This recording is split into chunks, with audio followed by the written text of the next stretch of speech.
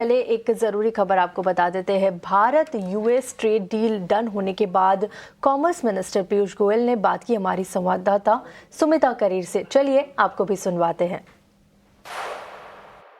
Thank you very much sir, हमें ET now स्वदेश पे ज्वाइन करने के लिए। आपने मदर ऑफ ऑल डील्स पहले साइन किया, अभी फादर ऑफ ऑल डील्स आपने साइन किया है।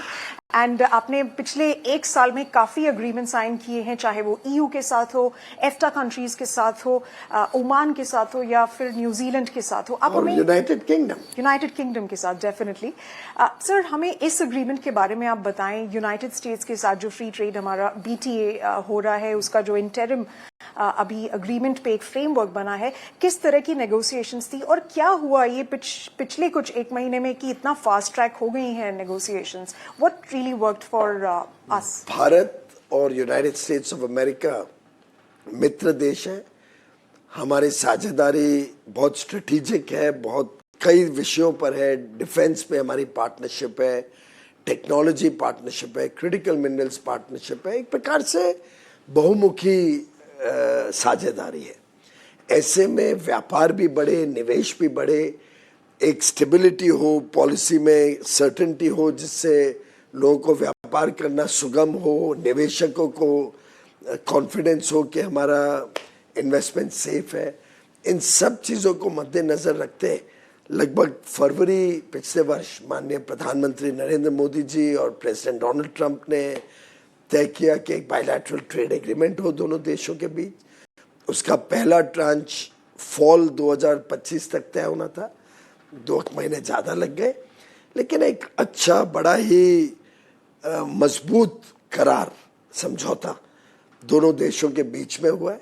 हम दोनों देश स्पर्धा में नहीं हैं, हम एक दूसरे के पूरक हैं। We complement each other, we are not competitors. दोनों ने एक दूसरे के जो संवेदनशील विषय है, सेंसिटिविटीज है, उनमें बड़ी समझदारी दिखाई।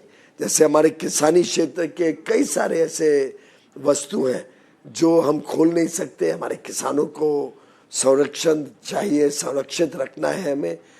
तो लगभग हमारे किसानी क्षेत्र के सभी ऐसे प्रोडक्ट जो जरा भी किसी प्रकार से किसानों को तकलीफ दे सके, हमने उन सबको इस करार के बाहर रखा है।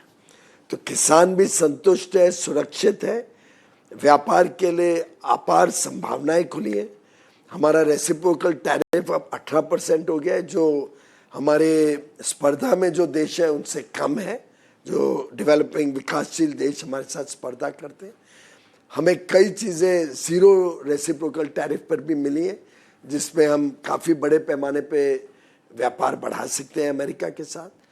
कई ऐसे वस्तु हैं जो शून्य ड्यूटी पे जाते हैं, जैसे स्मार्टफोन्स हैं, जेनेरिक फार्मास्यूटिकल्स हैं, जेम एंड डायमंड्स हैं, स्पाइसेस मसाले हैं, चाय कॉफ़ी, ऐसे कई सारे वस्तु हैं जो शून्य ड्यूटी पे जाते हैं। तो एक प्रकार से ओवरऑल अगर देखें तो बड़ा ही बैलेंस, बड़ा ही संतुलन रखने वाला ये समझौता है, जो भारत की अर्थव्यवस्था को पंख देगा, हमारे विकसित भारत 2047 के लक्ष्य को सफल बनाने के लिए रास्ता खुलेगा। सर आप अगर आगे आने वाले एफटीएस की बात करें तो क्या हम आपसे एक स्टेटस अपडेट मांग सकते हैं? क्योंकि अभी काफ़ी सारे कंट्रीज जो है वो हमारे साथ ट्रेड करने के लिए, व्यापार करने के लिए दिलचस्पी दिखा रहे हैं। हमने जो 9 फ्री ट्रेड एग्रीमेंट यूएसए सहित किए हैं, ये 38 देशों को कवर करता है। इन 38 देशों में 37 देश विकसित देश हैं। इनकी पर कैपिटा इनकम 25,000 से ऊपर बढ़ के कई के तो $2 लाख तक है सालाना पर कैपिटा इनकम। हमारी पर कैपिटा इनकम $3,000 है। तो हमारे जो वस्तु है, हमारी जो ताकत है, वो इन देशों से भिन्न है, एकदम अलग है। हम एक दूसरे के साथ कोई बहुत ज़्यादा स्पर्धा नहीं करते। हमारी आवश्यकताओं के लिए वहाँ से सामान आए हमारे लिए अच्छा है।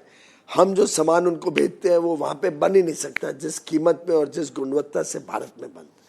तो ये जो नई सोच प्रधानमंत्री नरेंद्र मोदी जी भारत के अंतर्राष्ट्रीय व्यापार में लाए हैं, जिसमें हम अब विकसित देशों के साथ आत्मविश्वास के साथ, पूरा कॉन्फिडेंस के साथ नेगोशिएट करते हैं और एक प्रकार से भारत के भविष्य को नजर में रखते हुए आगे आने वाले दिनों में हमें इस $4 ट्रिलियन की इकोनॉमी को 30 से 35 ट्रिलियन डॉलर की इकोनॉमी 2047 तक बनानी है। चलिए आगे बढ़ते हैं और अब वक्त हो गया